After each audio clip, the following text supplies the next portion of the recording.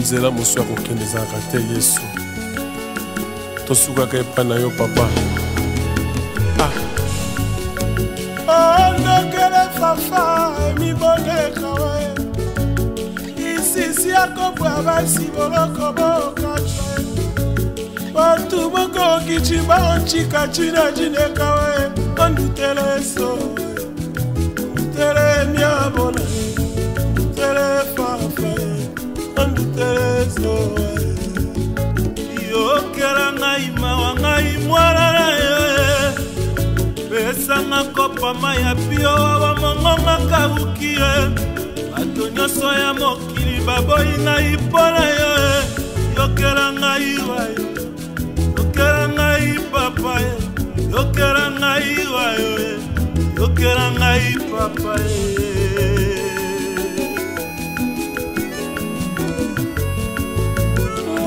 bomongo yamba eza komea papa bomongo kijoe papa ise abane akizipiko nalolako banjeluba yokunye aleluya ozana aleluya ozana aleluya ozana aleluya ozana mokolo mokili nde nzambe na nguya mokelilola mpe mokili papa na bana ye ovandi kuna na lola banjelu bakoyemba ye aleluya ozana ye aleluya ozana ye aleluya ozana ye aleluya ozana ye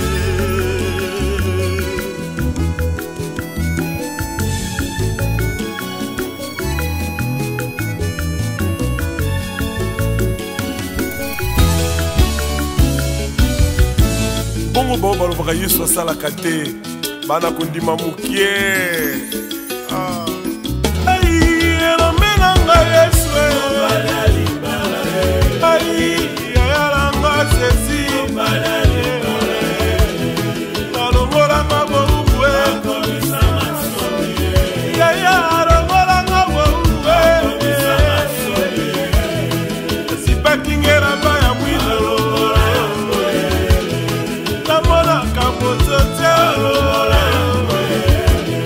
akota na vilanga yaya bongola bongola bongola nabenga yekena te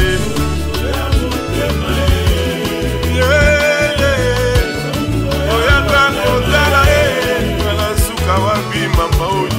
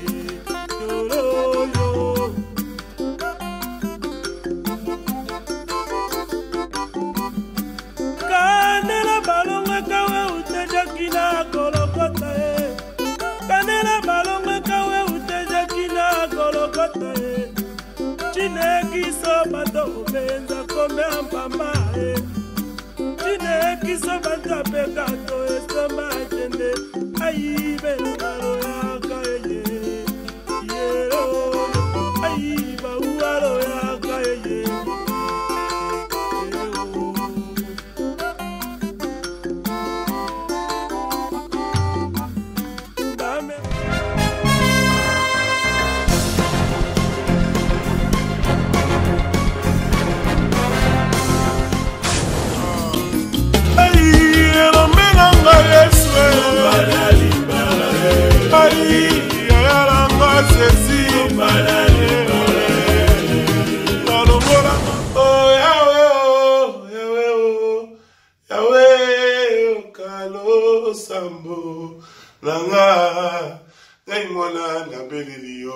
Voilà, moi c'est votre bien-aimé, l'évangéliste Thomas Lokofé.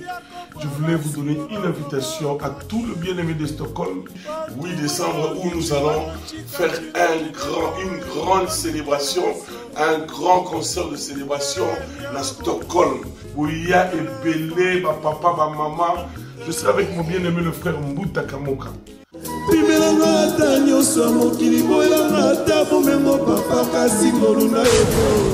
Tout ça à Stockholm le 8 décembre.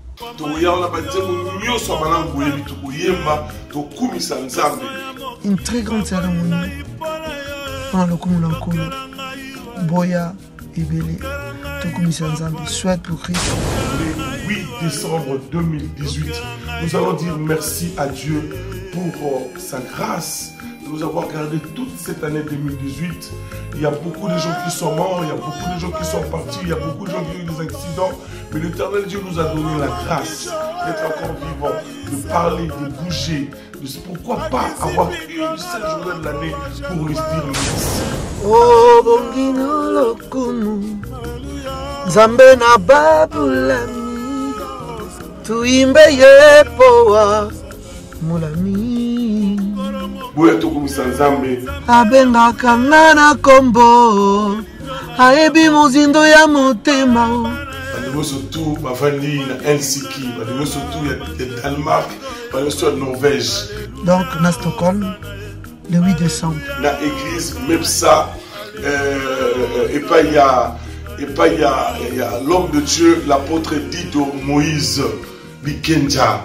Et le mon maman évangéliste Sephora Bikenja. Boya Ebele, Tokumisa Nzambe, souhaite pour Christ. Pour saliter pour Moko Yamboka, frère Patrick et maman, il sera là aussi. Que Dieu vous bénisse, vous panza sango, nous allons entrer gratuit. Par mon foot pour mes athées, Bouya Ebele, ma papa, ma maman, soyez bénis. Une étoile qui brille à la nuit, attirant l'attention des mages. Soyez bénis mes frères. Souhaite pour Christ le 8 décembre. Rendez-vous à Mouneni. Rendez-vous à Balongi. Que Dieu vous bénisse. Que Dieu vous bénisse. Retenez bien la date où le 8 décembre 2018. Shalom à Stockholm et que Dieu nous fasse grâce ces jours-là. D'être là, ne manquez pas. Nous allons célébrer Jésus-Christ de Nazareth. Que Dieu vous bénisse.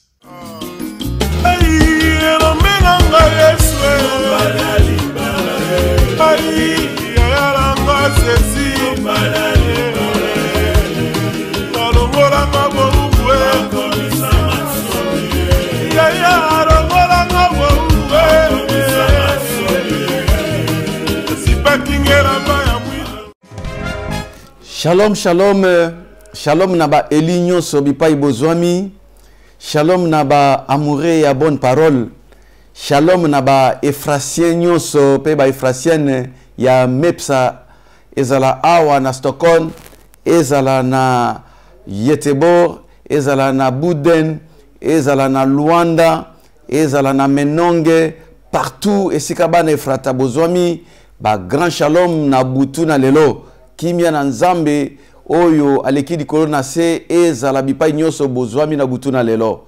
Shalom koleka mingi na bantoma na Nzambe na bapakolami basakoli na Nzambe bipai nyonso bozwami les quatre coins du monde.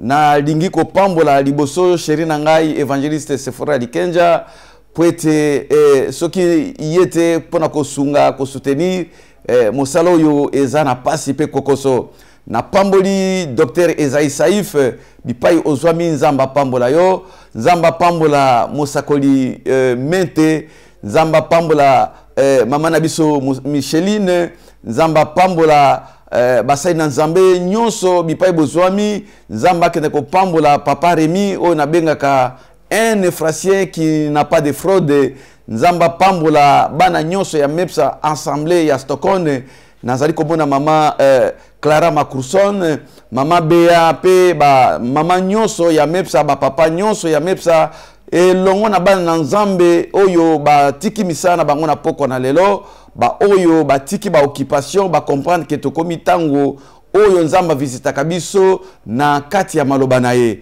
boko limisa biso pona mwa retard muke parce que biloko oyo esabi na boko na bato ezaka toujours bongo ezali pona posa na biso te tozalaka na retard mais boleka na kolimisa parce que 15 minutes ezali vraiment ebele oyo tozwi retard mais yango te kopekisa biso po ete tokota na bozindo na likambo liboso na nyonso na pesi mbote na bandeko nyonso ata kototangi komona yo te basali na nzambe ebele oyo baza na butu na lelo mpona kosoutenir biso bipai nyonso bozwami kimia na nzambe na biso mokonzi Kristu Yesu ezala bipai bozwami nalingaki tosambela muke liboso ete tobanda po ete kotika eteni oyo na maboko na nzambe po nzambe alobela biso.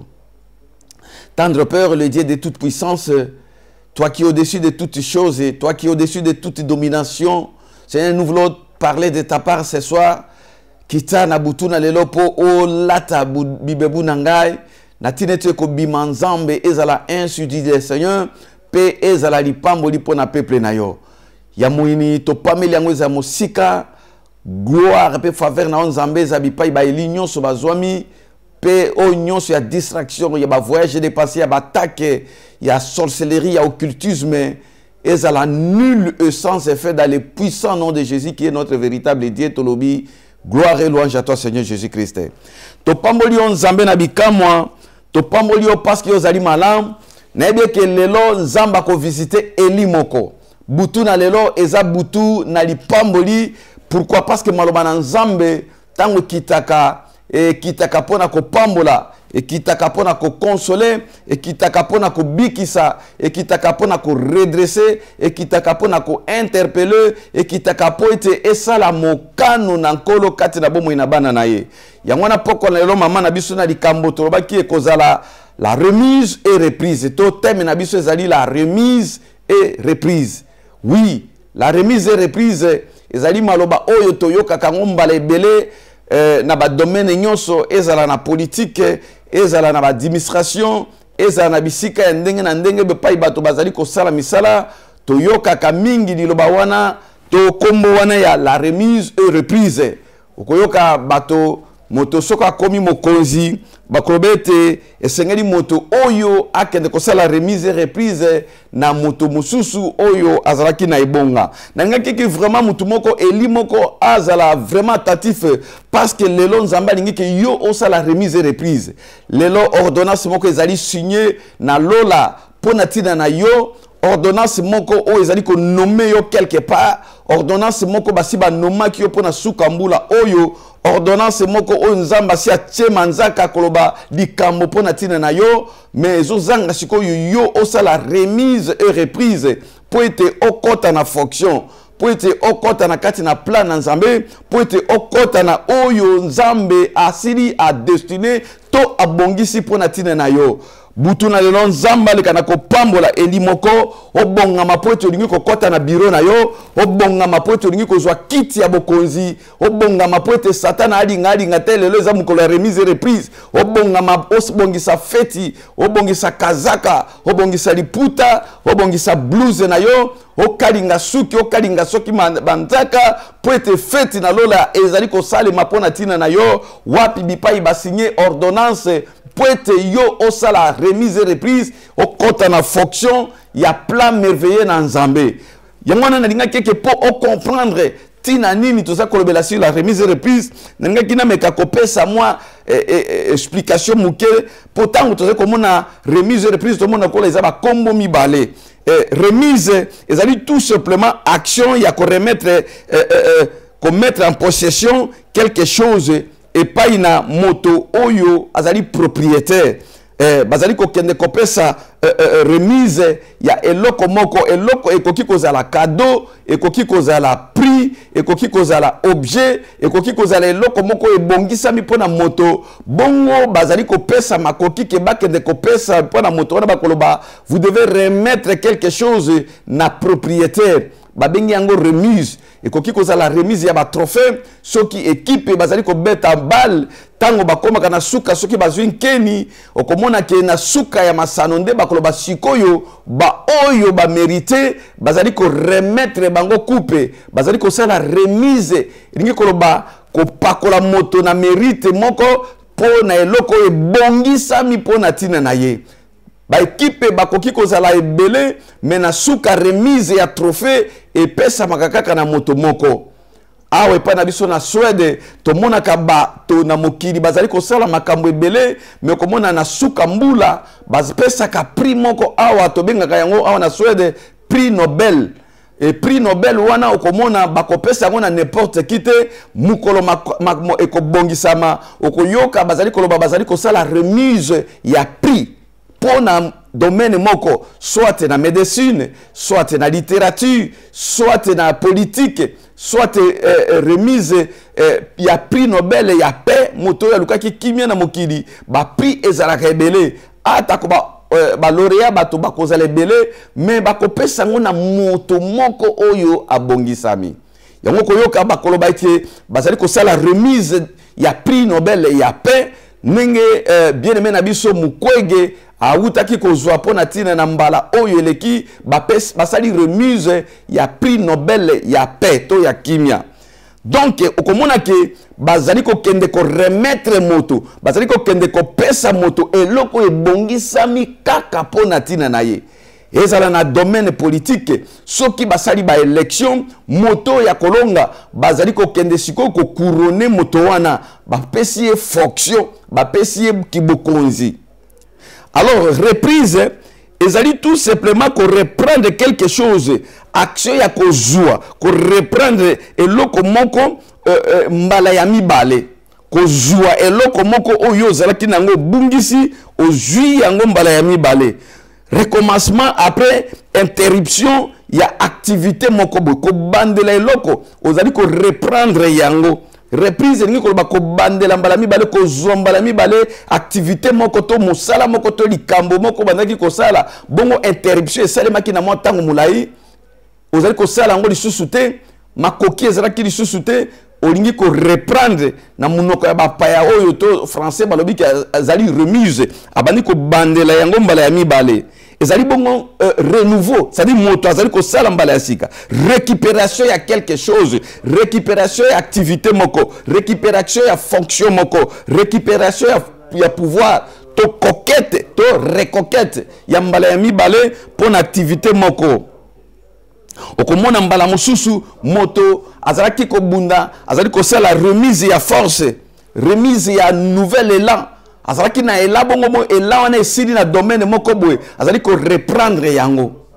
Alors soko sangisi ba kombo mibale oyo remise et reprise okoya ekomi siko na connotation mosusu na elobeli mosusu engi ko lobake moto azalaki na bokonzi azalaki na eloko moko bongo moto mosusu azalaki ko se jouir na yango mais sengeli sikoyo ba aya ko mutu na moto a récupérer eloko na ye oyo abungisaki azwa oyo pe abotolaki to afandaki wana illégalement to temporairement a cédé payé pe azwa oyo ezalaki yaye yango komona mingi na ba ndenge na lobaki na ba fonctionnaire to na bureau soki ministre asilisi mandat na ye soki directeur azali ko kota na fonction avant que abanda mosala bakoloba ndeko il faut le canabiro pour être to sala remise et reprise yoko kendete ba dossier nyonso faut tia na mesa o la kisa nyonso o ezara ki pote kolon kiti esengeli azara na kiti na ye yangwana butu na lelo nzambe apesi biso message ordonnance moko ezali signé na lo la pona tina na yo ndeko parce que o nzambe apesa kiyo fonction nzambe ayebaki ko établir yo kiti nzamba yeba ki ko établir yo ezana moto moko afandi wana illégalement eza na eloko situation moko oyo ezalaki ko interrompre activité na yo pouvoir oyo nzambe apesaki yo prophétie oyo ekitaki mpona ntina na yo to esakoli eza ya mutu moko afandi wana eza ya ye te yango nzambe asigné ordonnance lelo ordonnance loi 00 Jésus-Christ de Nazareth oyo ezali kodéclare ke yo ofengeli o récupérer oyo Satan abotolaki na ba domaine nyonso ya vie na yo ezala na kati na misala na yo ezala na kati na famille ezala na kati na vie sociale ezala na kati na baffaire ordonnance esigname lelo na lola nzamba lobi ke esengeli remise reprise esalema bongo tango bazali konome moto bapesi ordonnance ke yo occupé fonction okoki kotala te mutu azalaki wana soki azalaki na taille nini soki azalaki munene nini soki azalaki na couleur nini yango ekobangisa yo te mais pouvoir ya ordonnance oyo bapesi po ete yo orécupérer kiti ya bokonzi yango nde kopesa makasi yango mpe epesa makasi lelo parce que Christ amataki na croix mpo ete yo orécupérer nyonso oyo moyini ayebaki kobotola yo illégalement tolingi tokóma na suka mbula parce que tozalaki mpe tozali kocontinue na mabondeli na biso ya jeune ya 40 jours topamboli nzambe mpo ete bana nzambe nyonso oyo bazali kokota na kati ya bozindo ya mabondeli ba oyo pe balandi ba principe tolakisaki bango mingi babandi deja ko récupérer biloko na bango bayibaki biloko na bango moyini abotolaki mingi bakoti deja na kati ya remise et reprise tikabutu na lelo yo o récupérer o nyonso moyini abotolaki avant que tokoma na fin de l'année oyo mikolo etikali ya kotanga obungisi nano eloko te remise et reprise ekosalema lelo remise et reprise eza kosalema na bomo ya mutu moko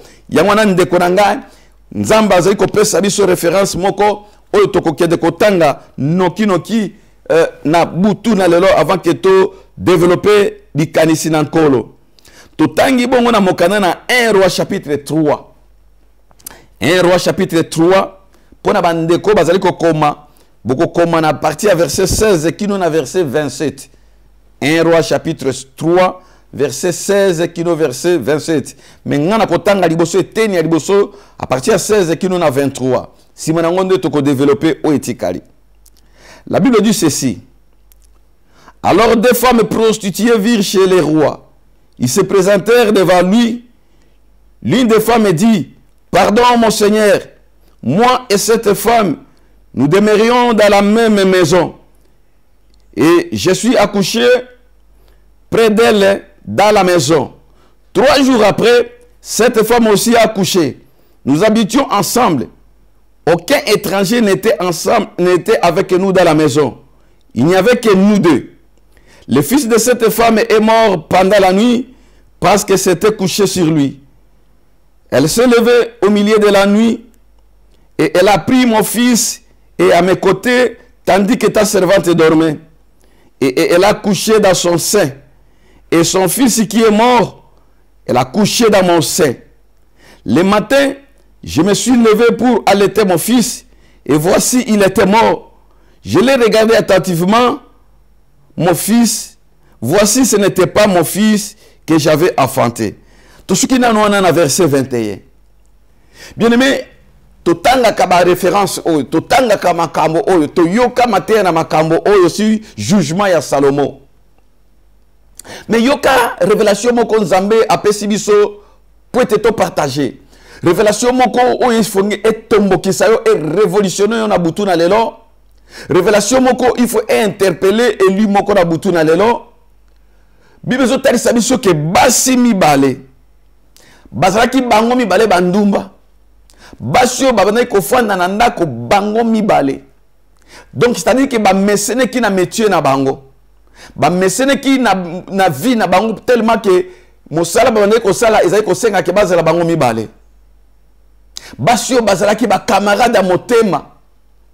Pour que basi mibale bandima ko futela ndako moko bango mibale eza niveau ya confiance, niveau ya bolingo, niveau ya considération moko ya ko sakana te. Normalement moi si sokoza na mobali ta ko lingaza na chambre na ye moko parce que kuna neska ko kende ko nzwa bato na ye. Parce que baza ko qualifier bango de prostituées. Ba prostituée ba fanda resika moko te. Bible lobi que donc Bible zo tali sa biso dimension ya lien oyo ezaki na kati ya basi oyo mibale. Dimension ya confiance, dimension ya bolingo. dimension ya camaraderie o bazaki nango bango mibale esalaki ke bakoma kofanda ndako moko chambre moko kaka bango mibale pe mukanda na Nzambe ezotesa biso ke mopaya azaki te kati na bango bazwi pe zeli bango mibale nzela moko me ntango na kobota moko aboti nsima na mikolo misato moninga mosusu aboti et bien aimé nazaki toujours pe nalobaka yango toujours moto oyo aboti moto oyo azali abzwi zemi nde akoyeba douleur et affrontement na pambolaka Nzambe pe nalobaka yango toujours meme bana mepsa bayebi ke soko lingi o respecter mwasi zala na poto parce que awa bazali ko permettre que mobali azala na salle d'accouchement mona douleur oyo basi ba mona katango babotaka biso na Afrique to bandai ko mona ngote ba ko tinda mobali libanda kuna yango no mona ba mibali mingi na mboka na Afrique to na ba mboka mosusu oyo ba lingaka te mibali ba mona accouchement mwasi tanga ko bima ya ko mona kaka mwasi azako ya na mwana mais ayebi douleur te ba risque de mort oyo basi bazalaka ko endurer na moment ya accouchement. Mais imaginez la période, il y a souffrance, il y a douleur, il y a sacrifice, il y a douleur et zemi pendant 9 mois. Na butu moko boye, moi si oyo ala mukana tongo, ayeko mona ke sacrifice wana nyonso kei. Atali na tongo boye, mwana oyo alala ki pembeni na ye, azaki mwana na ete. Mais à bouger moi na moni que moi nous essaye bembe bénédiction na espoir na nyonso et kei na minute muke abandi ko tala abandi ko observer moi na malamu abi non moi no yo aza mwana na ngate atala de l'autre côté kuna amoni mwana moko ya bomoi mais lokola mwana na ye na bilembo ya mwana na ye babandi ko wela mwana mwa mususu alobite oyo aza mwana nga yonde muto mwana oyo aza kokufa na sima ya kosambisama ya discussion babiki soke ne pas na mokonzi bien aimé bakomi pas na roi Salomon mais avant que bakomi pas na roi Salomon ngana bandaki kotanga pe na bandaki koyekola makambo oyo esali elekaki kati na bandeko mibale bazalaki ba ami intime bazalaki ba camarade ya motema bazaki bandeko ndenge na lobaka ngo toujours ba mama na biso soka sa lingi moninga na ye okoyoka ba crime ko bana basi bazalaka na yango okoyoka ma copine de dedans ma copine de tous les jours ma pire nga ya motema metala makambo pire nga ya motema sali moninga na ye. La Bible dit que l'homme aura pour ennemi les gens de sa maison. Moyini na moto bazalani na ndako na ye. Moto yo zali ko benga ma copine de dedans. Moto yo zali ko benga pire ngai. Moto yo zali ko confier na ye. Moto yo bino boko lala kape bo zali ko kabola fufu bo zali ko tia loboko moko. Bien aimé ko kanisa te ke li pamboli yo zui. Ordonnance ya Nzambe asinya pona tina na yo. Élévation na yo. Ezali ko sepelisa moto yo bino bozala kanaye. Ko kanisa te ke ba promesse Nzambe likolo na yo. E ko sepelisa bato nyonso bazali ko mona yo. Ko kanisa te ke élévation na yo. Moninga waza pembeni na ko betelo maboko. Yango ko mona même tina niveau ya ministère. Soki Nzamba bani ko élever moto na Nzambe moko. Bitumbana ya liboso ko zala ba pagano te. Bitumbana ya liboso ko zala bato ya mokili te. Mais bitumbana ya liboso ezali ba oyo ba mibengi ke ba ministre de Dieu. Bangonde bato ya liboso ko luka ko critiquer moto. Bangonde bato ya liboso ko luka ko eba ko renverser. Bangonde bato ya liboso ba ko luka par tous les moyens ndenge nini ya ko kanga ye monoko. Mais na moi na ba réunion bato ba ko kuta na ko mona ba mbote na lingaka ba mbote wana te ba kolade ya mutu.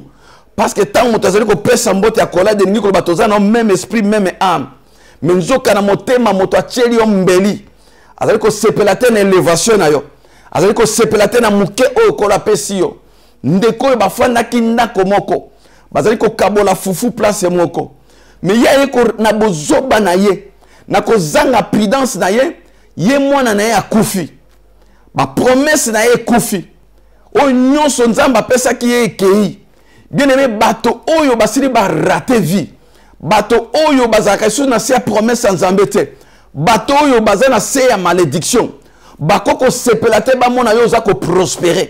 bakoko seplate bamona yo oza kokende liboso, bakoko seplate bamona yo oza na esengo, bakoko seplate couple na yo ezala toujours na esengo, ye libala na ese kufa kala, ye mobali na ye kuna donc basi 50, mais aza komona yo mobali no azalaka fidèle pe na yo, ye azali kolia minu ndenge nini na koboma pe libala na yo, ye kolia minu ndenge nini binu mibale bokokana, ye kosala manœuvre par tous les moyens bozala ndenge moko. Boyaki de bino mibale na poto mbula moko. Tant mosusu kutu ya yaki liboso. Mais yo ye poto na sima. Yo bandi ko exceller na mosala na yo. Yo bandi ko exceller na activité na yo. Yo bandi ko kende liboso na lipambo lio nzamba pesi yo. Mais ye kuna dossier se beba na police. Dossier se beba na administration. Ndako ba pesa ka lisusu te. Makambo ko ya mokili o ikomeli passe. Mais azali komona onke dossier no zali na no pembe. Bana no bazali na no pembe. Moi sinon azali na no pembe. Yoza na no oyo ndenge nazo koyoka cri ya mikolo maboko pembe. Mais ko kanisa te bato to bufani na bango. Bako sepela ba mona yo ndenge wana. Ya ko ka ndenge nini abebi sapeli pamboli na yo. Ndenge nini abebi sa réputation na yo. Ndenge nini asalir yo po yope o samba pe lokola ye. Alors Bible lobi ke moi si oyo mosusu. Moi na se akufa kala. Moi no ezali elilingi ya lipamboli. Moi no ezali elilingi ya bénédiction nzamba pesa ka bato nyonso. Bazaki banduma mais nzamba pamboli bangumi bale ndenge moko na bana ndenge moko. Bozali ko sala mosala ndenge moko.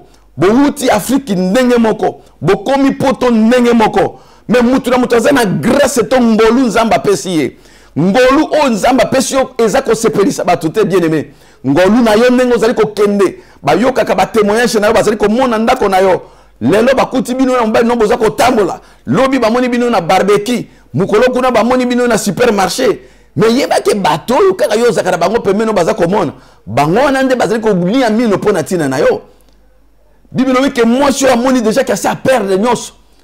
Abimi na buto atali mona na ebembe abime oyo ndenge nini ya ko prospérer na mwana oyo. Na ko sa ndenge nini po biso ba eto zanga mwana. Bien aimé, makambo za koleka na sena moi soko tali ko yoka passe. Komona ndenge nini mitema bato komi passe. Mitema bato komi na kanda. Mitema bato komi na mzuwa. Mitema bato komi na likunya pona ba oyo nzamba za na bango elongo. Yangono komona mwasi oyo atelemi na butu. Bien aimé yeba keza na bato. Basi ba telemi pona tina na yo. Yeba keza na bato. Bazali ko lia mino pona tina na yo. Peut-être oza pe na bénédiction ya mingi te. Mais di pambo lia muke oza na ngona maboko. Ezali ko pesa bato kanda. Di pambo lia muke ya mwa musala yo zui. Baninga bazako kende musala ya lingi musala te. Mais ozali ko s'organiser malembe na mwa muke na yo. Ezali ko pesa moninga kanda.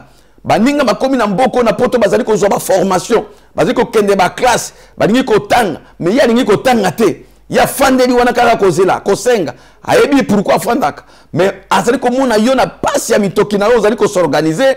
Mais yo kanda ndenge azali ko matana motema. Bien aimé moi si oyo. Oya bungi saki mwana. Azaki na likunye na moninga na ye. Pourquoi? Parce que il y a sa BBC déjà ya ye. Et bien na bato na kat na mboko oyo. Ba BBC déjà makambo na bango. Balingi bako kende bango mokote. Balingi ba kende na yo bien aimé motoza koyokanga. Balingi pe ba bebisa oya yo ndingo zo koyokanga na butu na lelo. Yango no komona na butu. Makambo yo esalemaki na moite bien aimé. Makambo yo esalemaki na moite. Vous savez pourquoi makambo ko esalema na moite? Parce que l'ennemi n'opère que la nuit. Ténèbres ezali elembo ya Satan. Ténèbres ezali elembo ya molili ya ba démon. Et lumière ezali symbole ya Christ. Oyo Bible ezali ko talisa ye moko ko na biso azako déclarer que je suis la lumière du monde. Christ nazali lumière. C'est-à-dire na kat mutu aza dans le Seigneur oza kat na Christ. Satan ko ya ko boto lelo ko noté pendant que mo yezana likolo na yo. Et bien aimé mutu moi si ya ko profiter na butu. Mais na butu yango pe ezaki yoka déclaration ya moi si oyo. Tango bake pa na roi, bake ko samba yoka ndenge moi si oyo abungisaki mwana mais mwana ne azana bomo azali ko yebisa, azali ko expliquer comment est-ce qu'elle a perdu son enfant vivant. Bible Bible. Na verset 18. 3 jours après, cette femme aussi a accouché. Nous habitions ensemble, aucun étranger n'était avec nous dans la maison et il n'y avait que nous deux. Le fils de cette femme est mort pendant la nuit. Cette femme a perdu son fils pendant la nuit. La nuit, c'est le moment de la distraction. Et ça dit période où bato ba kota na distraction. Et ça moment où bato ba longwa kapembeni na nzambe. Et ça moment où bato ba kimaka église. Bato bazana kati ya butu. Bato bazana kati ya molili. Moto nyonso aza sous la présence ya nzambe te. Moto nyonso aza na Christ te. Butu eza na kati na ye. Molili eza na kati na ba frère na ye. Molili eza na kati ya couple na ye. Molili eza na kati na ba projet na ye. Mutu nyonso oza na lumière te qui est le Christ. Et là comme société ko régner na kati ya vie ya moto oyo, il y a le ténèbre, il y a la nuit. Butu na makambo nyonso akosala ko prospérité. Ça dit que l'esprit de mort est ko accompagner moto oyo. Molimo na kufa oyo ezali kaka pona ko boma moto te, mais molimo na kufa to l'esprit de mort et ko boma ba projet na ye, et ko boma misala na ye, et ko boma libota na ye, et ko boma libala na ye, et ko boma tout ce qui était bénédiction o azwa qui est pas nzambe. Pourquoi? Parce qu'il n'y a plus la lumière dans sa vie, il n'y a plus Christ dans sa vie, il y a que le ténèbre qui règne, il y a que la nuit profonde na kati ya bomo na ye. Bomo moto déjà o asia koti na kati na butu, azali ko envier yo moto zana no dans la lumière, yo moto zani na Christ, yo moto oyo Christ azali ko éclairer yo, ya ko banda ko envier yo.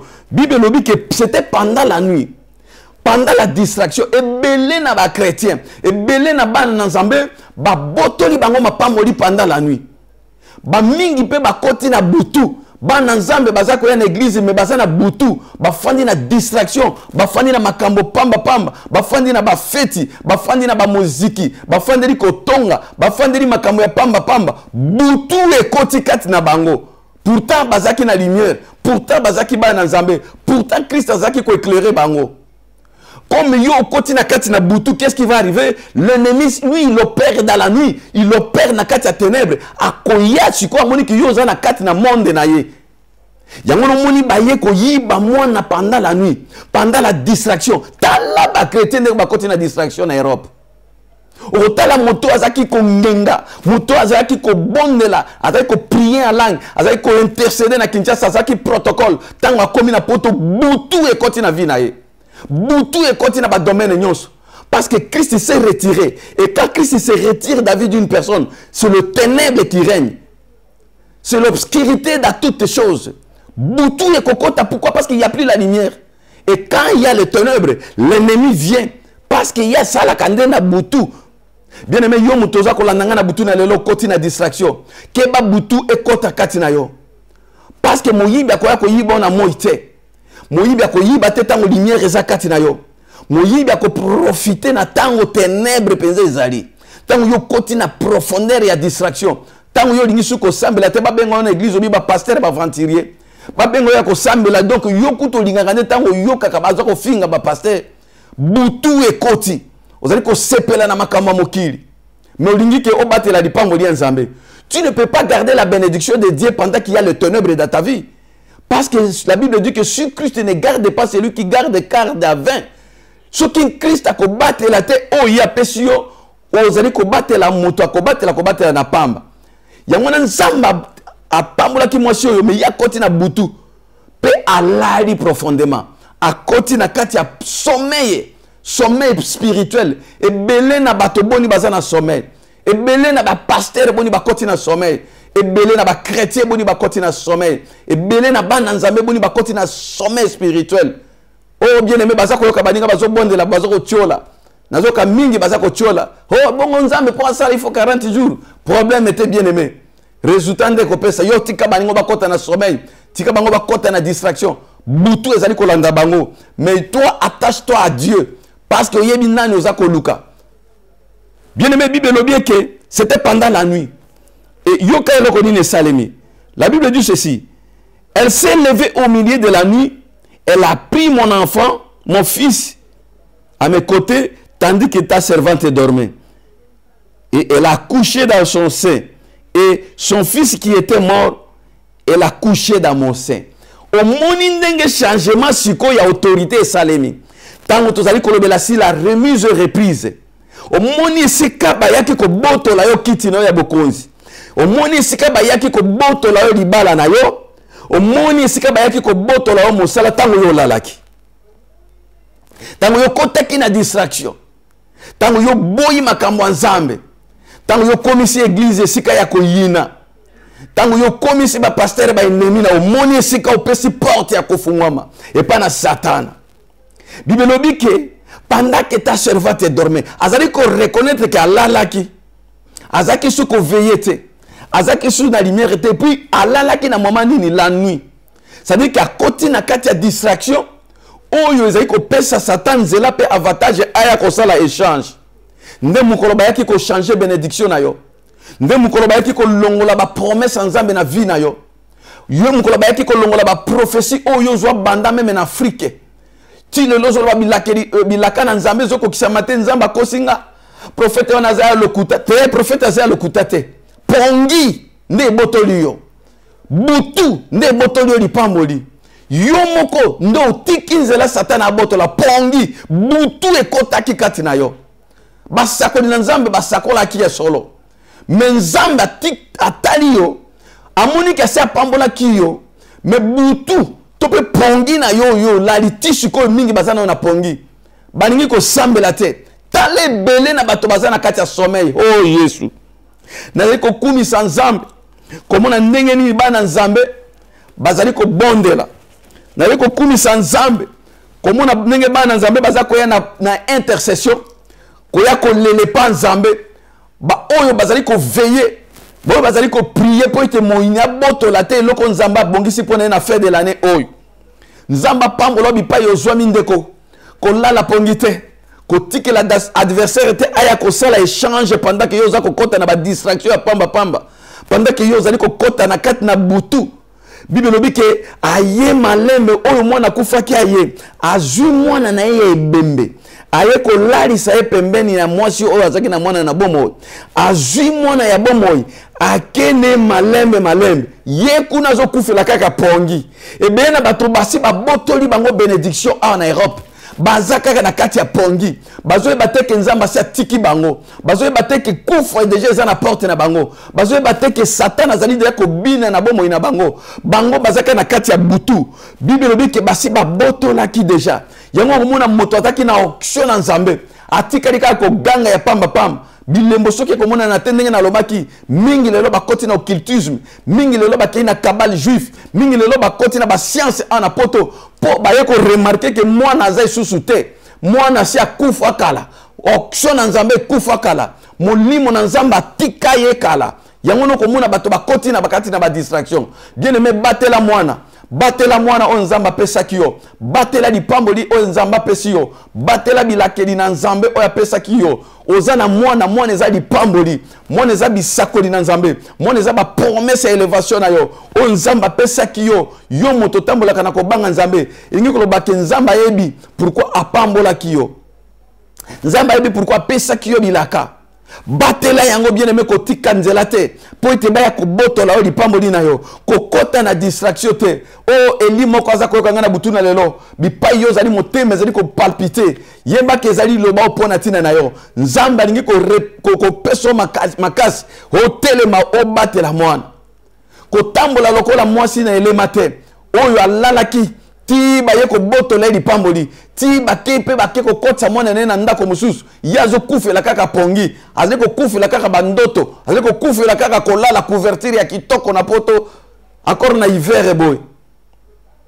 Mais moi sur alobi te alamuki bien aimé tango lumière yaki nde tango jugement nzambe bandi tongo etani bien aimé tongo ifo etana pona tina no lelo atako babotola kiyo atako kota kina sommeil atako basi batikeli yo ebembe batikeli yo milimo na kufa na ba domaine nyonso osala misala bwe kaka ezo simba te obaluka bwe ezo simba te molimo na kufa basi balatisa yo na ba domaine nyonso na ndako maladie lobi okozwa mbongo pharmacie lobi molimo na kufa fandi kufa na kati ya ba projet kufa na kati ya makambo nyonso zoko basi balaliselaki yo molimo na kufa na ba activité nyonso kosala ezali ko prospérité parce que tu étais dans le sommeil et qu'il y a un ennemi qui est venu aye kosala échange ya zui kaka o nzamba pesa ki yo atikeli yo batikela yo loko moko yango zo ledisa okino lelo batikela yo loko moko bien aimé.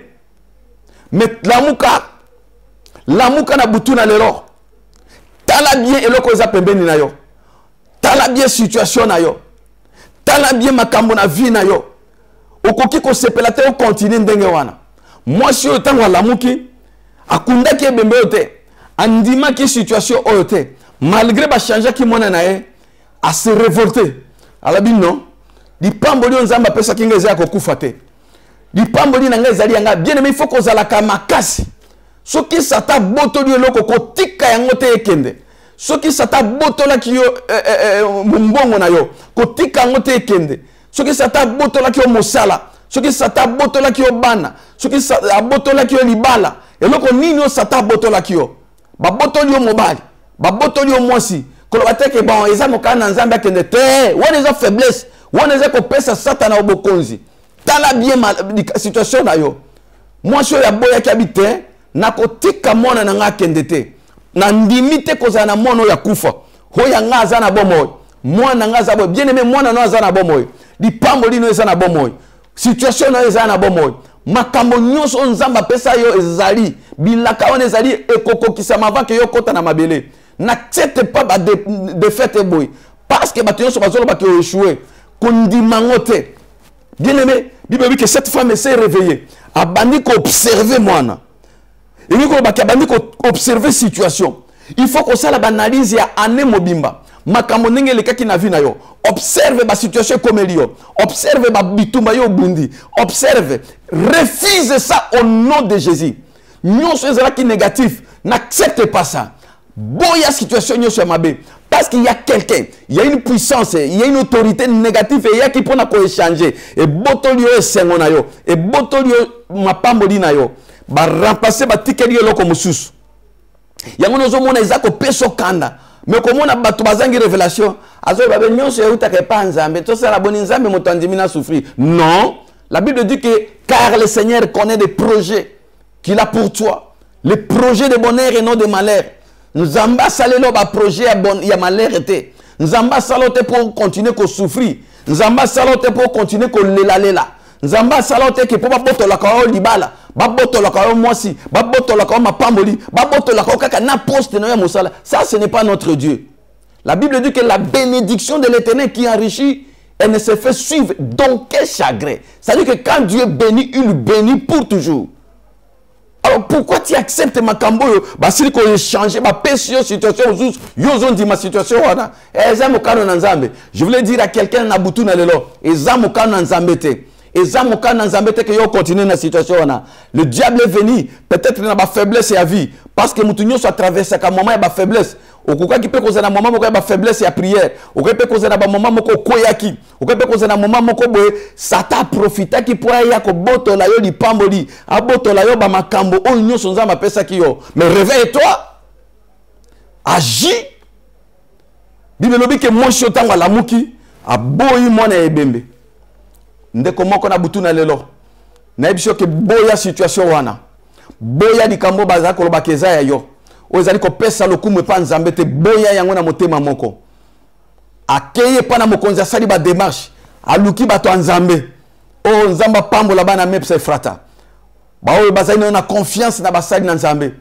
Bibelobi ke akeye pa na Salomo abike na boyi situation oyo. Kata likambo nanga mono ya kufa. Aza ya ngate. O ya bomo inde aza ya nga. Salomo moto na Nzambe. Wata ko tambola na sagesse. Sagesse elingi koloba liloba. Sagesse elingi koloba Nzambe. Sagesse elingi koloba ke bon Nzambe divinité mobimba. Bible lobe ke abengi bango basi o mibala tie bango liboso na esambe selo. To na tribunal. Babandi ko expliquer. Oya lobi ke mwana ngaza na bomoi. Ko pe lobi ke mwana ngaza na bomoi. Moto na Nzambe lobi bon boyela nga epé. Shikona miniti oyo. Pona monite ndenge ni tokoki ko sala peto yeba nani aza mama ya mwana ya solo. Yoka eloko moko elekaki. Toko tanga na verset 23, peto kene ko sukisa na verset 27. Poete to sukisaki na 21. Le roi dit, l'une dit, c'est mon fils qui est vivant et c'est ton fils qui est mort. L'autre dit nullement, c'est ton fils qui est mort et c'est mon fils qui est vivant. Puis il ajouta, apportez-moi une épée. On apporta une épée devant les rois. Et le roi dit, coupez en deux l'enfant qui vit et donnez-en la moitié à l'une et la moitié à l'autre. Alors la femme dont le fils était vivant sentit ses entrailles s'émouvoir pour son fils, et elle dit au roi, « Ah, mon Seigneur, donnez-lui l'enfant qui vit, et ne le fait point mourir. » Mais l'autre dit, « Il ne sera ni à moi, ni à toi. Coupez-les. » Alléluia. Bien-aimé Yoka. Mokonzi alobi ke boyelanga épée. Sikoyo toko kata mwana oyo na katikati. Yoko zwa ndambo ya se, yoko no kozwa ndambo ya likolo. Mama oyo tango ayoki ke balingi bakata mwana. Tango ayoki ke balingi babomba mwana. Akanisi douleur ya enfantement. Akanisi 9 mois ya bapasi. 9 mois ya kobwaka basoyi. 9 mois ya kolala kana butute. 9 mois ya ba pharmacie. 9 mois ya ba douleur ya ndenge nyoso na mukongo. 9 mois ya pasi ya modele na modele. Alubi na koko ndima tena mona mwana na ngana mission na ngai bakata ye. Abi mokonzi. Na ko préférer pese mwana wana. Parce que nazo ka bichopo na ngai ko ningana. Na ko ndima tena mona liwaya mwana na ngai. Bo pesa ye na mona kayata na musika meaza na bomoy. Bien aimé, yoka réponse ya moi si moyibi. Alors bite makamwana ezalite. Akata makaka. Mwana kozala ni yanga ni ya yo lokola yo chetembe. Lelon, il faut bakata mwana oyo. Oh bien aimé. Ozali ko mona ndenge ni bato bazako sepela ke mamu kutu dipambo lino ba mona ngote. Dipambo lino e panzana. Ozali ko mona ndenge ni Satan zali ko lia mino. Ana besoin même pas mona ngona bomoy. Même pas na ya linga mona ngote e panzana kaka. Dibala wana il faut kufa kaka. Situation na yo il faut beba kaka. Réputation na yo il faut beba kaka. Satan ako sepelate. Amona ngo ezana bomoy. Amona yo za ko exceller. Amona yo za na sengo. Te il faut kufa kaka. Bokata ena mibale. Tala bato mitema mabe. Tala ndenge bazo sepela ke ata lokola yepe azangi malamu yopo zanga. Motalinga mona bozala na même pied d'égalité. Lokola ya échoué yopo il faut échouer. Lokola ya zali moto ya kolela lela yopo il faut lela. Lokola situation na comme ya pasi ya zaka célibataire yopo il faut za célibataire. Lokola ya ministère c'est sambo yopo ministère fait sambo. Tala bato. Hay kozala ni yanga ni yaye. Mboko yo kozala ni yaye biso nyonso faut tobeba. Oh. Motranzamba biboyela nga épée. Épée c'est la parole. Bible lobi ke liloba na nzambe yango de mopanga na nzambe. Yango de kabolaka.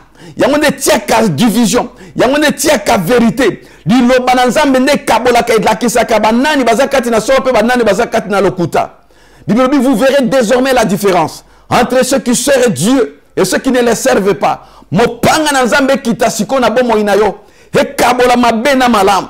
He kabola yona bayini na yo. He kabola di pambo lino na ya satana. Mopanga na nzambe est récupéré. Bible lobi ke tango basengi kaka mopanga likambo nyosho ekatami. Na verset 27 Bible lobi boy.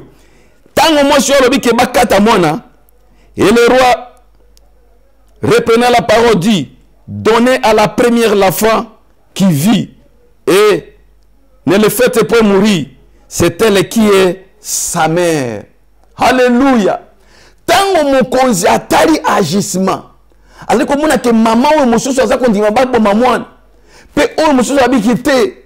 Bokata été nga na yebi douleur ya likambo. Na yebi douleur à Fatima. Mais on préfère na mona ta mona ngokuna. Alléluia. Ndenge na lobaka toujours na ministère. Moto a yebi douleur ya ministère. Ako sepelate à mon église ya kopanzana. Ako sepelate à mon église ya bitumba. Moto a yebi valeur ya âme moko ya mbana na nzambe. Ako sepelate ayo ka sango mabel ndenge na zo kana Afrique bato kanga ba église. Ya kolela. Mais oyo azana parte na makambo nzambe okoyoka ba église suki esambo bakanga ngonyonso. Ba po yaza kana makambo te. Po yaza na parte na vie éternelle. Yeli philosophe la ye. Azana souci mon côté bakanga te akoperde te po yaza na royaume na ye. Mais bao baza bana nzambe ko mona mabolo ngona se. Bazali ko lela. Bazali ko senga nzambe. Intervention na nzambe pona lingomba na ye. Mokonzi alobi. Moi so ya liboso ya boyi babo mamwana. C'est elle la vraie mère. Bien aimé lelo la ba identifier que yonde kolori pamboli. Que yonde kolori bala. Que yonde esengeli ofana na kiti wana. nzamba si amoni lolenge na yo a partir na maloba na yo lokola yo kangi di loba na nzambe lola e identifier yo butu na lelo balobi ke yonde obongi na lipamboli oyo bayibaki kati na yo baza kozongisa yango oyo babotolaki babwazwaki ebembe baye kotikela yo lelo oza kosala remise et reprise bien aimé baye kozwa mwana ya ebembe bake kopesa mama kolo mama ebembe na ye bazwi mwana oyo azaki na bomoi baye kopesa kolo mwana kolo mama bible elobi ke mukolo wana sagesse ya Salomo eyebanaki parce que liloba na nzambe kitaki bien aimé eyebanaki yondo obongi na lipamboli butu na lelo na ningi kotatola lokola ordonnance ekiti na lola nzambe asi identifier mokolo lipamboli nzambe asi identifier yo keza ebongi yonde na suka mbula oyo pambwama nzambe asi identifier famille na yo nzambe asi identifier ke yo moto yo bungisaki na ebite loko nini oyo babotolaki panda ozaki na distraction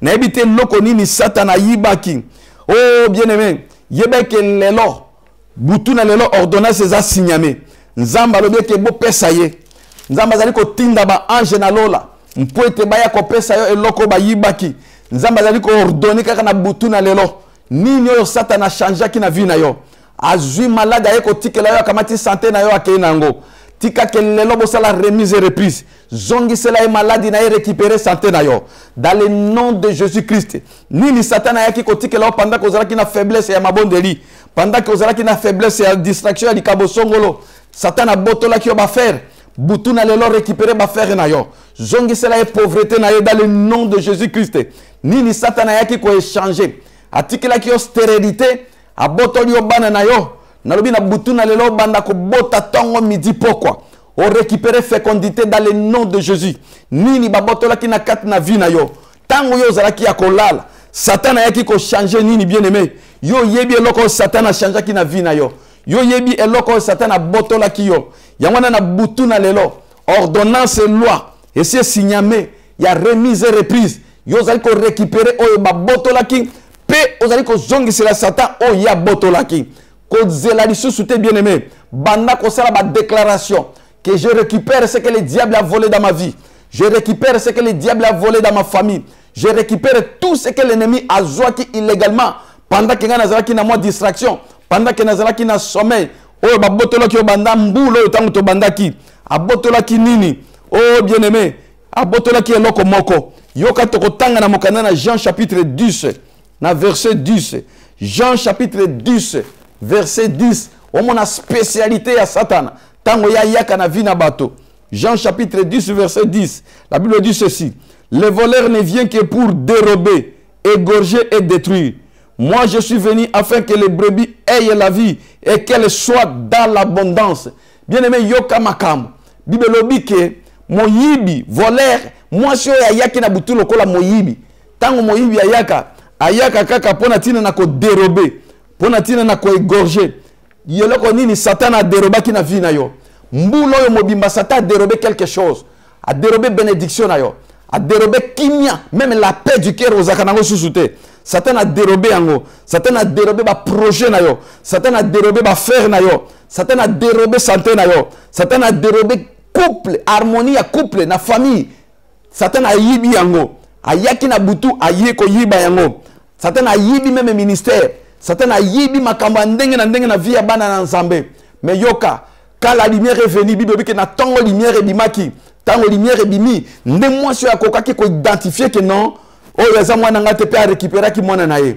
la lumière c'est Jésus ye Bible dit que sikoyo moi je suis venu afin que les brebis aient la vie et qu'elles soient dans l'abondance bien aimé esengeli yo Christ lokola ye aza lumière na vie na yo butu il faut elongwa sikoyo yo il faut zala na kati na vie pe Bible lobi ko kozala nango dans l'abondance elingi ko bakke kufa elongwi abondance ko landa yo na ba domaine nyonso na bani ko déclarer butu na lelo abondance elanda yo abondance elanda bana na yo abondance elanda famille na yo abondance elanda ba projet na yo abondance elanda tout ce que tu dois entreprendre à partir à lelo parce que la lumière est venue dans ta vie Christ est venu dans ta vie. Le véritable Dieu, c'est la lumière du monde. Tant qu'il y a des ténèbres, il faut l'ongwa. Tant qu'il y a des koufa, il faut l'ongwa. Tant qu'il y a des makamonyo sur ma il faut l'ongwa. Je le déclare en tant qu'un envoyé de Dieu. Que la lumière jaillisse dans ta maison. La gloire de Dieu. Et qui t'a nalibotanayo. Et qui t'a likona bananayo. Et même la bénédiction dans l'abondance. Et nous avons dit que pamboli yako sakanate. Yako fuluka. Okozanga esika kotia yango butuna lelo abondance na makamonyo shokosal kaka esika sata simbaki abondance eya esika satana banaki ko toucher abondance elanda na kati na ndako na esengo en abondance, bénédiction en abondance, excellence en abondance, santé en abondance.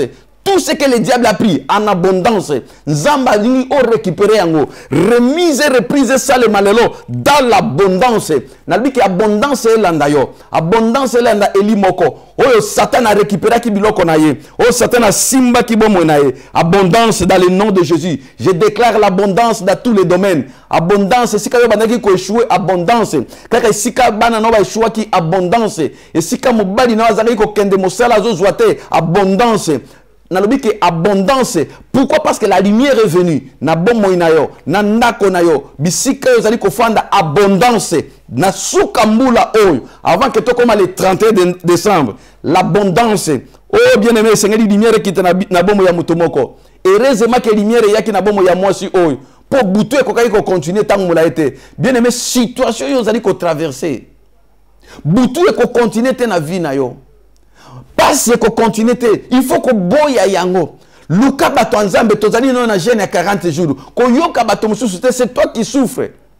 Yonde mutoza ko souffrir bato baza ko souffrir te ba camarade bazo souffrir te. Bango ba perdre le côté. Tant mususu ba perdre ki déjà. Balingi yo perdre. Yaka ko luka bato nzambe. Ce qu'on a na ba pays mususu luka ba sako nzambe sika bazali. Oza na France, oza na Belgique bato nzambe bazali kuna. Oza na Afrique, oza na Australie, oza na Amérique bato nzambe bazali. Kende ko luka de vrais serviteurs. Il y en a encore bien aimé. Bah fléchir ma genou na ba hote devant ba le bazali. Ba ko maman le boko ba ko kitisa épée na nzam. Ba ko simbali lo banzam et ko kabola pe ko zali identifier que yondo bongi na lipamboli. Yondo bongi na élévation, yondo bongi na santé, yondo bongi na libala wana. Ba to nzambe ba ko maman le boko. Soko zali na Stockholm même ces zali. Nzamba se bongi se biso sika ko sambela. Yaka na même ces frata. Bako maman le boko ko tato la ke nzambe na basakoli azali. Le Dieu des esprits des prophètes, celui qui confirme sa parole, na maloba basali na ye.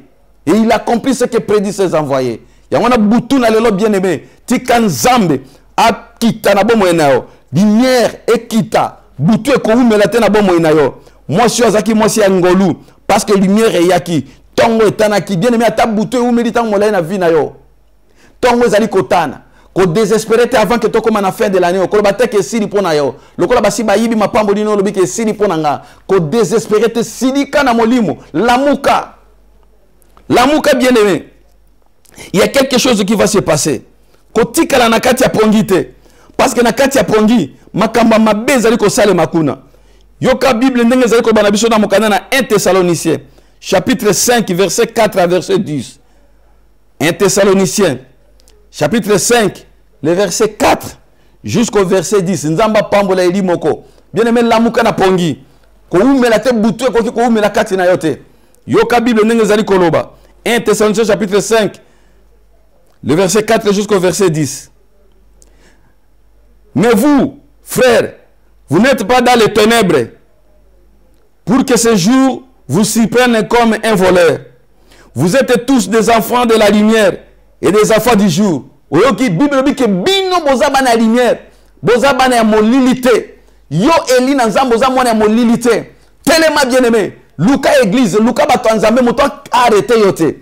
Telema banda ko sambela, récupérer nyonso satana botola ki na butu. Oza moto ya molilité. Yo za mwana moi, lumière na nzambe kitela yo. N'acceptez pas que vous me retangolez na kati ya molili. Vous êtes tous des enfants de la lumière et des enfants du jour. Nous ne sommes point de la nuit, ni des ténèbres. Dans verset 5. Nous ne sommes pas des ténèbres. Nous sommes, nous sommes du jour. Yokan verset 6. Ne dormez donc point comme les autres, mais réveille-toi et soyez sobre. kolala te lokola ba mosusu ba umeli na kati ya pongi spirituel. Bien aimé kolanda te parce que muninga sambela kate yo poko sambela te.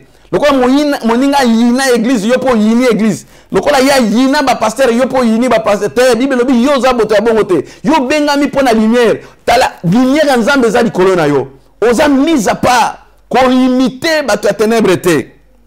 Bible lobi na verset 7. Car ceux qui dorment, dorment la nuit. Et ceux qui s'enivrent, s'enivrent la nuit. Mais nous sommes du jour. Soyons sobres et revêtus de la cuirasse de la foi et de la charité et ayant des casques de l'espérance du salut.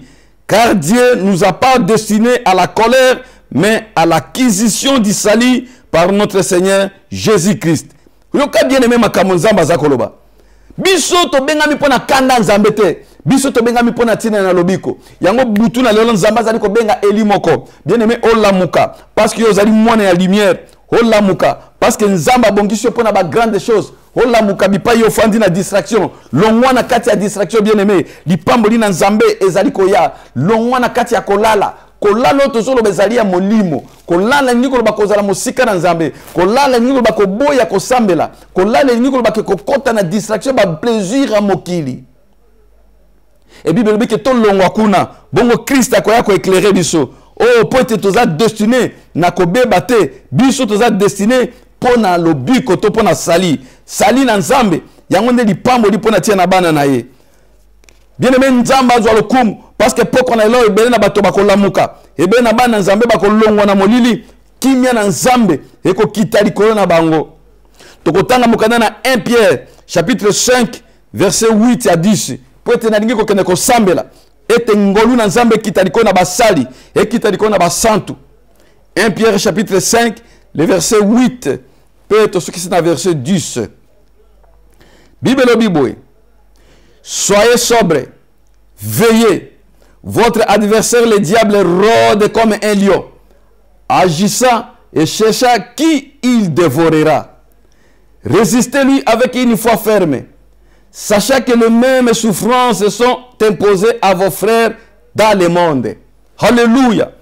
Dilo bana nzambe zali kotalisa biso. Tomi kengele. Tola la pongite. Mpoete moyini na biso. Adversaire na biso. Le diable. Yazali ko rode lokola kosi. Azalaka mosika te. Bisika lipambo liya bana nzambe zali yazali wana. Akende ke mosika te. Yango moni mwasi oyo. Wa yiba ki mona moninga zaki mosika te kaka pembeni. Azali ko rode tango nini na komona faiblesse. Mpoete aboto la lipambo liya moninga. C'est le diable. Bato mingi bazabo kwa poussa na pembeni na yo. Et ça te pour aligner yo. Mais pour à détruire yo bien. Pour que aboto la ngolu nzamba tchekati na yo. Pour te asala oyo ko pesa motema na passe. C'est l'adversaire, le diable. Il n'est pas le, il y rôde tout autour. Bien aimé, zala éveillé na sukambula oyo. Évitez la distraction. Évitez kokota na sommeil spirituel. Zala na concentration. Loba nzambe oyo pesinga. Kosi. Oazali lokola kosi ya boto la te. Nalingi yo le véritable lion de la tribu de Juda. O protéger lipamboli nanga. O protéger famille nanga. O protéger bana nanga. O protéger lipamboli o pesa kinga mbula mobimba. Naebi sio ndeko nangai. Satako kwa koboto la te. Tango nzamba zali ko protéger lipamboli na yo. Yangwana poko na lelo nzamba zali ko kebisa biso. Alobe ke adversaire na yo bien aimé. Azamo sikate. Azali ko rode. Ko kanisa te ke mbule se siri na note. Ezana bato mingi bakozala surpris. Bao bazana kati ya sommeil avant que to comme le 31 décembre mingi bakozala surpris. Yangwana na senge ke yo ozala surpris te. Tolingi to ke ne ko sambela. Bien aimé tolingi to ke ne ko sambela. Et que nzambe poko na lelo. Habatela yo. Tala bien eloko nini oyo satana boto likati na yo. Bien aimé tala eloko nini satana boto likati na yo. Tolingi ko kene ko sambela réclamer yango. Réclamer mwana na oyo babotoli. Refuser situation nyonso ya mabe. Refuser o nyonso moina yaki ko tikela yo. Refuser situation nyonso satan yaki ko imposer yo alors que ezaya yo te. Boya yango. Senga lumière na nzambe. Loba lelo toza ko sala remise et reprise. Satan oza ko zwa mikumba na yo. Ngana za ko zwa lipambo lyo nzamba pesaki. Satan aza ko tikela yo makambo na yo. Ngana za ko récupérer ba promesse nzambe. Satan aza kozwa o nyonso o nzamba pesa kingai. Nalingi ke to sambe la bien-aimé. Pour le boko na nzambe kita likolo na yo. Bipai ozwami. Oyebi eloko nini Satan botoli. Oyebi bipai nini Satan aza kolelisa yo.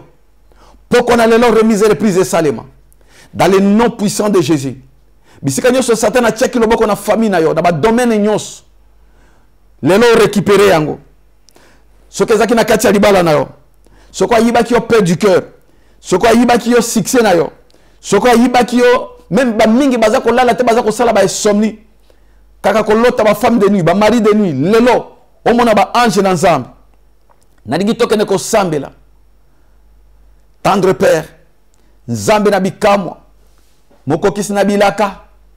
Oza nzambe na nguya nyonso. Tikalo boko no na nguya kene ko mimonisa. Pamba to za nzambe na elonga. O mimonisa nkolo na nguya nyonso. Hoya kokai na lolenge no azalite papa. Na sengi lo boko no na nguya kene ko mimonisa. Na butu na lelo. Iko na bano bipai nyonso bazwami. Na détruire force nyonso ya ténèbres. Na détruire puissance nyonso occulte. Na détruire nguya nyonso ya Satana. Oyaki ko yiba lipambo li ya bana na yo. Nguya nyonso yaki ko yiba bozu ya bana na yo. Nguya nyonso yaki ko yiba lipambo li na bana na yo. Nzambe remise et reprise salema. Na déclarer bonheur et landa bango. Na déclarer paix du cœur et landa bango. Ba promesse na nzambe ko kisama liko na mona no moko na moko. Mwinda na kita na kat na ndako na bango. Lumière na kat na ba vie na bango. Bénédiction na kat na vie na bango. Au nom puissant de Jésus-Christ. Nzambo sa makambo motamokidi akoki ko salate. O nyonso Satana botola ki bana na yo. O nyonso Satana botola ki basali na yo. O nyonso Satana botola ki na ecclésia. Nzambe lelo to récupérer yango dans le nom de Jésus. Merci nkolo na bikam parce que ko sa makambo e ko le entendement na bana bato. Merci pour la remise et reprise parce que yo élevé bana na yo. Merci parce que la Bible dit que la bénédiction de l'Éternel qui enrichit et elle ne se fait suivre d'aucun chagrin. Nzambe bano batato la ki bazwa ki lipambo liko te pe na yo. Merci pour la récupération. Merci parce que yoko bate la bango kino na suka mbula oy. Merci parce que molimo na kufa ezongi bipai eyaki. Na pambo lion nzambe na komo na Kristo Yesu. Yoka libondeli na mwana moko moko bisika bazwami pe sala po batato la munene na yo. To bondeli kat na kondima dans le nom puissant de Jésus qui est notre véritable Dieu, nous t'avons supplié to lobi gloire à toi Seigneur Jésus. Nzamba le kana ko pambo la ba elinyo so bisika bozwami. Vraiment, pourquoi on a pourquoi récupération. Bien aimé, remise et reprise et ça les makaka les locaux et la lobité qu'on l'a laté ceux qui n'ont récupéré place na yote. Qu'on l'a laté ceux qui n'ont récupéré te ma promesse en Zambé. Qu'on l'a laté ceux qui n'ont oh Satan boto là qui ont spirituellement au récupéré en haut.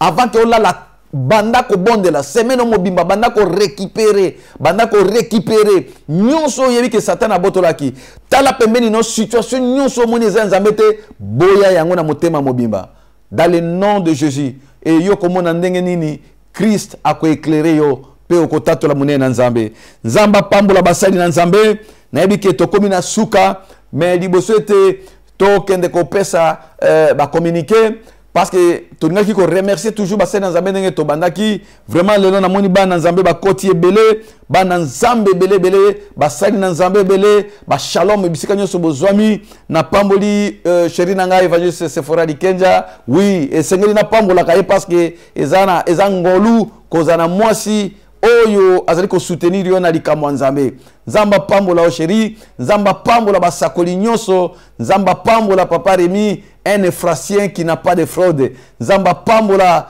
docteur Nabiso Esaïe Saïf nzamba pambola Mosakoli Mete nzamba pambola mama Nabiso Micheline nzamba pambola ya Lolo nzambe akende ko kanisela ba mama nyoso ya Mepsa nzambe akende ko pambola bana ya Mepsa na Yetebor apambola ma fille Sylvie kuna na Yetebor on pe sherina yo Jean-Paul apambola bana ya Mepsa nyoso nzamba alekana ko pambola bandeko ebele bakoti awa nzamba pambola mama Bea nzamba pambola mama Béatrice Ndona nzamba pambola mon frère Franck Boto na Paris pe nzamba kende ko pambola mama Bibiche Katabi na Paris nzamba pambola Sœur Nabiso Godé, nzamba pambola mama Clara Marcuson, tata mwasi ya bana, nzamba akende ko pambola se Caroline, nzambe alekana ko pambola ser na biso Monica Kabuya, nzamba pambola mama Odette Basaboli, nzambe alekana ko pambola pe chéri na papa Marcelin, nzambe akende ko pambola bande ko nyonso basai na nzambe bazali tellement ebele ba musu na zomona su komona bangote vraiment poko na lelo bo zala beni bo récupérer nyonso satana botolaki remise et reprise salema na bandako na bino remise et reprise salema na ba domaine nyonso nzambe akende ko pambola ndeko nanga maître Mauro Mayele, nzambe alekana ko pambola bien aimé na lingako mingi, nzambe alekana ko pambola bande ko nyonso o baza ko landa biso butu na lelo poko na lelo vraiment eza poko munene. Nzambe alekana ko pambola bande ko nyonso o bakoti ata naza komona kombote vraiment eza ebele soki Yesu Kristo ayete tokokutana mercredi prochain, mais en attendant programme na biso ya jeune ezali ko continuer. Jeune na biso ya 40 jours eza ko continuer. Bien aimé yaka na Egdalen Shirka bipai wapi assemblée ya Mepsa Efrata ezali tozali ko continuer toko silisa semaine na biso ya demande dimanche oyo. Dimanche oyo toko après semaine prochaine toko kota na période de mususu na eteni mususu. Tozali toujours na moment ya kosenga pe tozali ko bondela pona bandeko bazana bakaibele yo moto satana botolaki tozali ko sala remise et reprise yaka toko lakison ndenge nino ko récupérer biloko ba botolaki illégalement. Na domaine nyonso ya vie molimo na nzambe toko utiliser mopanga na nzambe sur la parole yaka na Egdalen Shirka chaque dimanche tozawana de 14h jusqu'à 16h30 pe lundi nyonso intercession tozana chambre haute soko lingo yebesika chambre haute ezali benga biso na téléphone chaque lundi tozako kutana wana de 17h jusqu'à 22h tozana chambre haute bipai wapi tozali ko bondela pe ko simba nzambe na bilaka na ye. Bo baza mosika, bo baza na ba pays mususu, nzamba pambola bandeko babengi biso na Dijon, na France kuna, bandeko baza ko benga biso na Paris, bandeko baza ko benga bipai na bipai, tozali ko bondela pona tia na bino parce que nzambe na biso azaya pembeni pe azaya mosika. Soki ozana ba mboka mosika, sala lokola baninga, bandeko Amerike bazali ko benga yo pe benga mpoete toko sambela nzambe azali na Amerike, wazali na mboka yo zali loboko na eko simba pe oko récupérer nyonso o satana abotolaki. Tokomi na suka ingi kolobake le 8 décembre. Le 8 décembre na kati assemblée na biso tozana célébration ya munene bipai toko kumi sanzambe tango toko silisa mabondeli na biso toko sala célébration fête ya kosakana te elongo na bayembi na biso awa na Stockholm pe na ba invité na biso évangéliste Thomas Lokofe pe frère na biso Mbuta Kamona. Bongo yo kozanga te invitation ezali tous mwana Stockholm yaka to kumisa nzambe le 8 décembre yaka to bondela mpwete satana abotolote o nzambe abongisi pona tina na yo tika nzamba le kana ko pambola bino bongo to kutani mercredi prochaine na même heure na émission na biso le temps d'Isali na pamboli bino na kombo na Yesu Kristo. Ciao ciao ciao.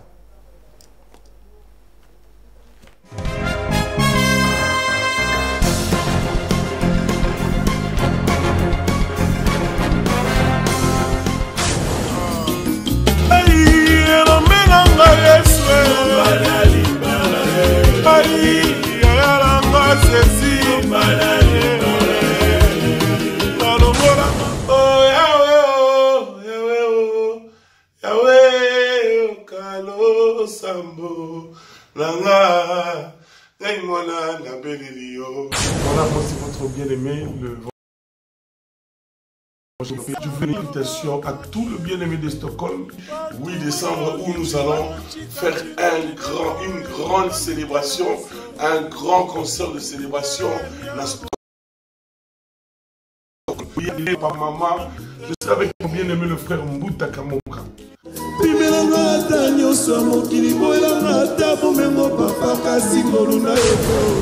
Tout ça à Stockholm le 8 décembre.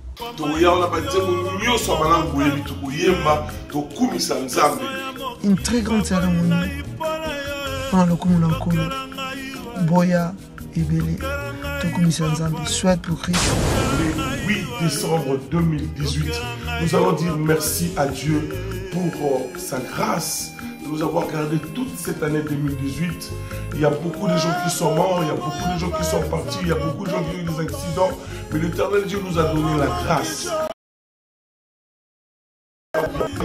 Pourquoi pas avoir une seule journée de l'année pour lui dire merci? Oh, bongino lokumu, Nzambe na babulami, tuimbe yepoa, mulami. Boya tokumisa Nzambe. Abenga kangana ko, eyo motema. Tout ici qui, surtout il y a Danemark, surtout Norvège. Donc, à Stockholm, le 8 décembre. La église, même ça, et pas il y a l'homme de Dieu, l'apôtre Dido. Le évangéliste Sephora Nikelja. Boya, Ebele, Tokumisa Nzambe, souhaite pour Christ. Pour saluer pour Moko Yamboka. Frère Patrick Momo, il sera là aussi. Que Dieu vous bénisse. C'est gratuit.